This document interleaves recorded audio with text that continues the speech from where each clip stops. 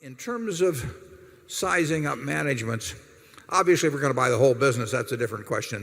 Because we're going to buy it, be in bed with them, they're going to run them, and we care very much about whether they're going to behave in the future as they have in the past once we own the business. And we've had very good luck on that.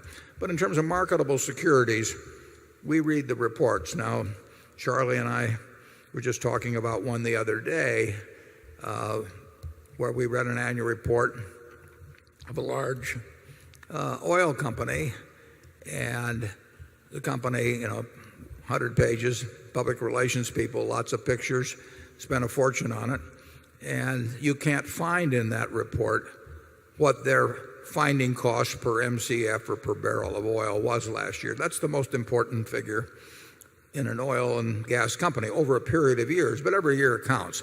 The fact it wouldn't even be discussed, the reason it wasn't discussed, it was absolutely terrible, but the fact it wouldn't even be discussed, and to the extent it was touched on, it was done in a dishonest manner.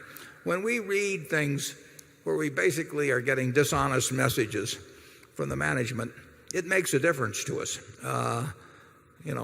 Like I say, in marketable securities, we can solve that by selling the stock, and it's not the same thing as buying the entire business.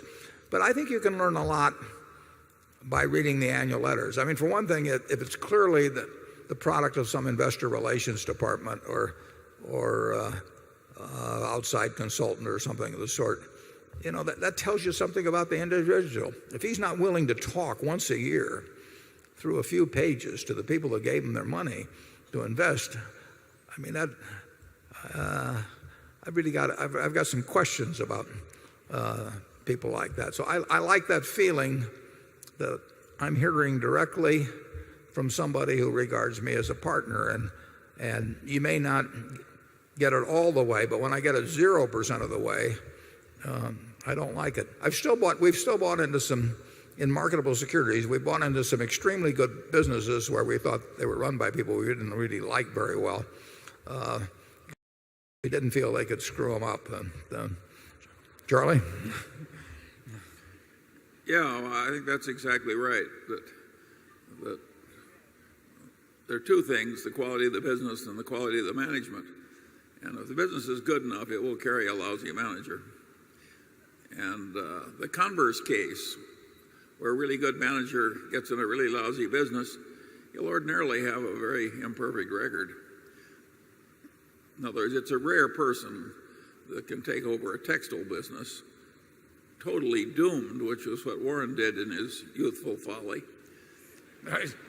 and turn it into what's happened here. You should not be looking for other Warrens on the theory they're under every bush.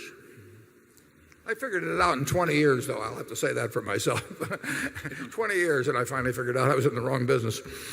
But there are businesses. If you gave me first draft pick of all the CEOs in America and said it's your job to run Ford Motor now, or pick a company that's in a terribly tough business, I wouldn't do it. I mean, it's just too tough. They may get it solved, if they get cooperation from unions and a whole bunch of things, but it will not be solely in the control of the CEO who has that job. He is dependent on too many good things happening outside to say that he alone can get the job, even if he's the best in the world.